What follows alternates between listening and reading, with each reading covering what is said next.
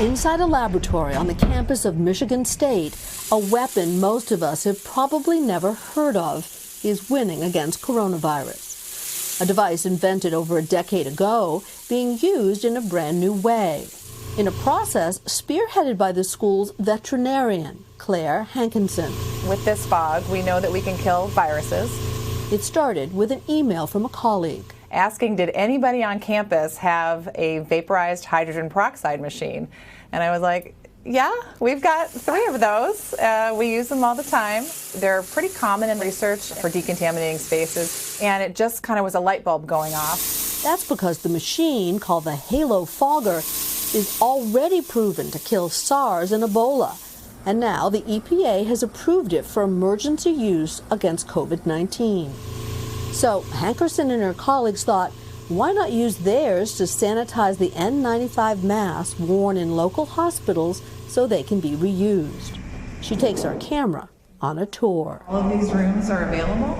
But before she could reconfigure the expensive equipment, she needed the blessing of MSU President Sam Stanley. Did you have any reservations about employing the technology you have on campus in such a way? No, absolutely not. A stamp of approval that carries some weight because President Stanley is also an expert in infectious diseases. Some of my worst nightmares that I envisioned are actually taking place right in front of me. He helped get the Midwest prepared for possible biothreats after 9/11 and the anthrax attacks. It's also personal. Both my 2 daughters and my wife are frontline right now in COVID-19 epidemic. They're all 3 physicians. One of my daughters was carrying around her N95 mask in a Ziploc bag because she had to reuse it continually.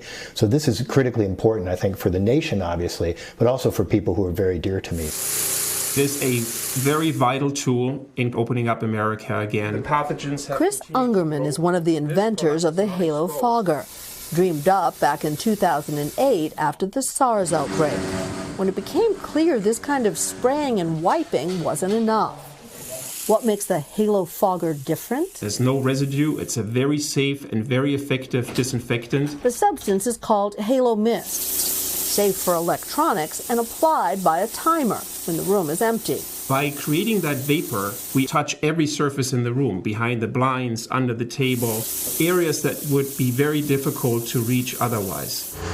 And they're already in use on the front lines. Hi, Cynthia. Chief Tom Trojansky bought 2 Halo Foggers before COVID-19 to clean his fleet of emergency vehicles in Montgomery County outside Philadelphia. He's a big believer. Says it's helping keep his 100 employees safe. 600 or 700 calls a week are COVID-19.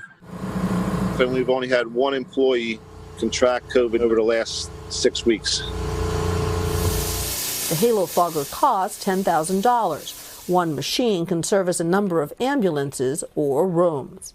You could go into a school overnight, and the fogger would do its fogging thing. And in the morning, the kids and the teachers could come back in and be confident. That is correct. In fact, some schools have already used it. To combat the common flu. Public transportation in Dallas relies on it too. Places where people come together, we can provide that extra layer of ease of mind.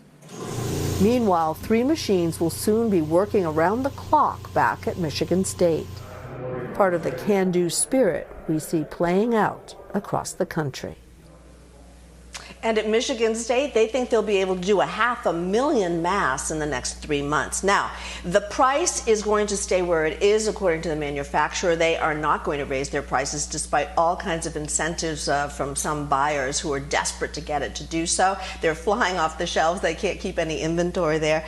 You know, imagine if you could actually have a machine that could clean indoor offices and schools and subways overnight. It would be pretty exciting. So they're on their way. They're hoping to get FDA approval as well.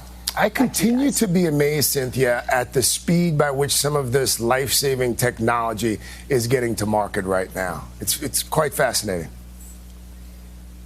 The things that exist being repurposed. I mean, I really think that this is something that people are going to take a very hard look at.